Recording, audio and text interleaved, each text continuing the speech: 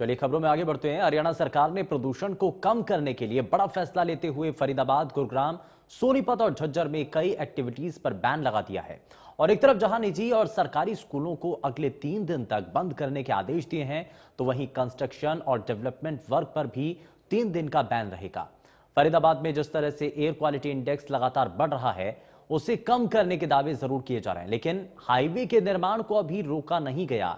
Bypass पर बन रहे दिल्ली वडोदरा मुंबई एक्सप्रेसवे का निर्माण कार्य लगातार जारी है। साइट इंजीनियर का कहना है कि उन्हें काम रोकने के कोई आदेश नहीं मिले हैं। उनकी तरफ से पॉल्यूशन को लेकर एहतियाती कदम उठाए जा रहे हैं। जैसे ही कोई आदेश आता है, कंस्ट्रक्शन वर्क को रोक दिया जाएगा। दिल्ली एनसीआर में बढ़ते प्रदूषण को लेकर हरियाणा सरकार की तरफ से भी बड़ा फैसला लिया गया है और हरियाणा के दिल्ली से सटे 4 जिले फरीदाबाद, गुरुग्राम, सोनीपत और झज्जर में कई एक्टिविटीज पर बैन लगा दिया गया है। उसमें से 3 दिन के लिए निजी और सरकारी स्कूल बंद कर दिए गए हैं, तो all type construction and development work पर भी पूरी तरह से बैन लगा दिया गया है। 30% रिड्यूस व्हीकल्स को रोड से हटाने के लिए किया गया है, आदेश जारी किए गए। इसके अलावा और कई तमाम तरह की हिदायतें दी गई हैं। लेकिन हम बाईपास रोड पर खड़े हैं और यहाँ हाईवे का निर्माण किया जा रहा है, लेकिन कंस्ट्रक्शन वर्क को लेकर जिस तरह से बैन किया गया है, यहाँ लेकिन लगातार निर्माण कार्य जारी है, आप साफ तौर से देख सकते हैं। और इसको बंद करने के पीछे भी वजह यही है कि PM 2.5 और PM 10 के जिस तरह से डस्ट उड़ रही है, जहां कंस्ट्रक्शन चल रहा है वहां से लोगों के जो सांसों में जा रहा है, उससे लोग बीमार हो रहे हैं। लेकिन यहां लगातार जो काम जारी है, कहीं ना कहीं अभी जिस तरह से जानकारी सामने आ रही है, इनके पास में अभी ऐसे कोई आदेश नहीं पहुंचे हैं। निर्माण कार्य लगातार जारी है। बात भी करेंगे, चूंकि साइट पर इंजीनियर हैं। क्या नाम है आपका? जी, अमित मुदगल।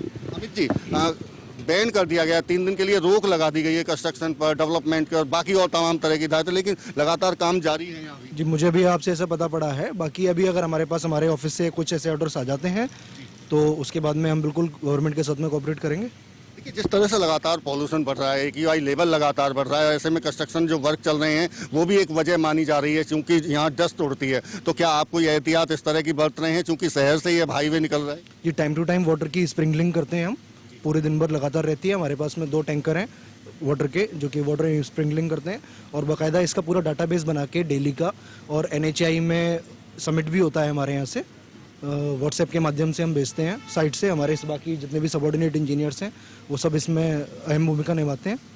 और इसके अलावा जितने भी हम लोग मैनुअल कंस्ट्रक्शन या एक्सकेवेशन का जो भी काम शुरू करते हैं, तो वहाँ पर भी हम वाटर स्प्रिंकलर्स जो हैं उनको साइट पर रखते हैं। तमाम तरह के एहतियात आप बरतने की बात कर रहे हैं, लेकिन अभी आपके पास में ऐसे कोई आदेश नहीं है।